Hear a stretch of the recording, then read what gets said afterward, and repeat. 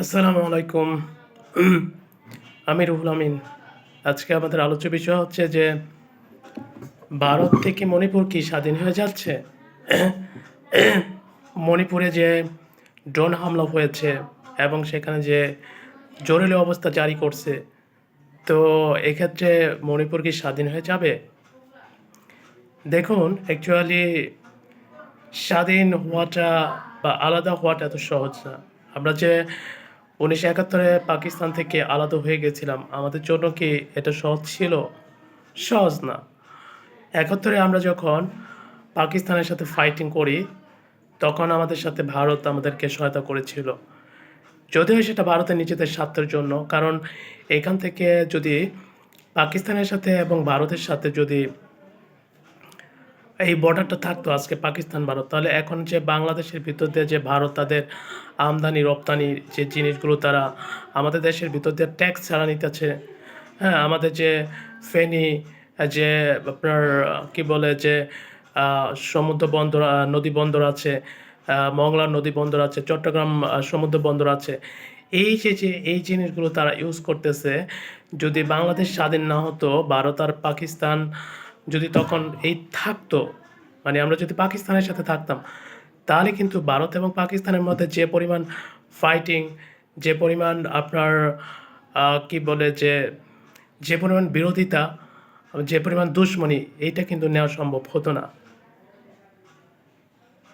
তো ভারত আমাদের এই জন্যই মূলত হেল্প করেছে, যাতে করে ভারত সুযোগ সুবিধা পেতে পারে। এছাড়া ভারত যখন আমাদের বাংলাদেশ স্বাধীন হয়, তখন কিন্তু ভারত আমাদের থেকে ত্রিপুরা এটা কিন্তু নিয়ে নিয়েছে। এরপরে হচ্ছে আপনার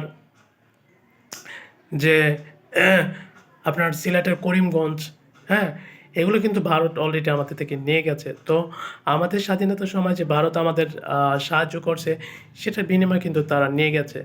এবং 1971 সালে যখন আমাদের দেশ থেকে 99 লক্ষ মানুষ, 98,000 প্লাস মানুষ, যখন 98 লক্ষ প্লাস মানুষ যখন ভারতে আশ্রয় নিয়েছিল, যখন ওই মানুষগুলো রিটার্ন এনেছিল, ওই মানুষগুলো কিন্তু যে তাদের যে খাওয়াইছিল, পড়াইছিল, হ্যাঁ, এই মানুষগুলোর কিন্তু যে কষ্টটা ছিল, সে কষ্টটা কিন্তু বাংলাদেশ সরকার তাদের দিয়ে দিয়েছে।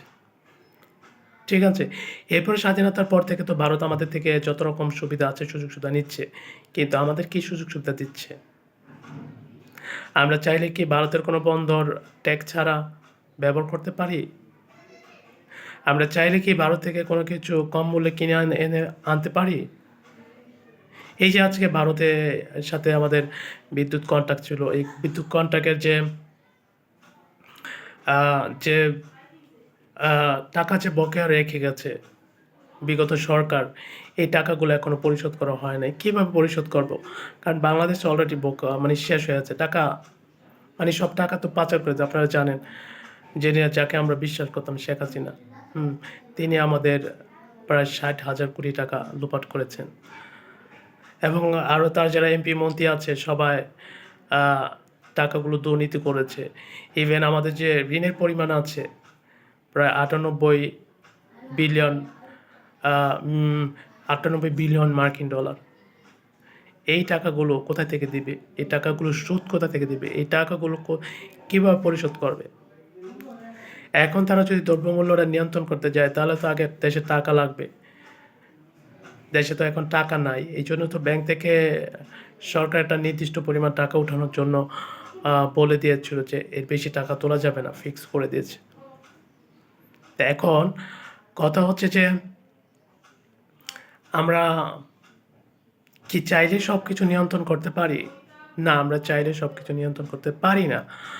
কারণ এটা আমাদের জন্য সম্ভব না, ইম্পসিবল। কিছু জিনিস আছে ইম্পসিবল, এটা সম্ভব হয় না। কাজেই এখন আমরা চাইলে কোনো কিছু করতে পারবো না, আমরা চাইলে কোনো কিছু নিয়ন্ত্রণ করতে পারবো না। এর জন্য সময় দরকার। এখন আপনাদের প্রশ্ন হতে পারে যে এই সরকার কি সাকসেস? আমি বলবো আমি জানি না। কারণ হচ্ছে তারা কী করে না করে সেটা আমি জানি না। তবে এখনও পর্যন্ত তারা কতটুকু করছে, সেটা ক্ষেত্রে আমি বলবো তারা সাকসেস না। তারা এখনও পর্যন্ত কিছুই করতে পারে নাই। কিছু কাজেই তারা এখনও সাকসেস হতে পারে নাই। তো এখন কথা হচ্ছে যে তাহলে তাদের করণীয় কী? তাদের করণীয় হচ্ছে দ্রুত তারা যাতে করে দেশের দ্রব্যমূল্য নিয়ন্ত্রণ করতে পারে এবং এই যে বিদ্যুৎটা ঘন ঘন চলে যাচ্ছে এই সমস্যার সমাধান করতে পারে।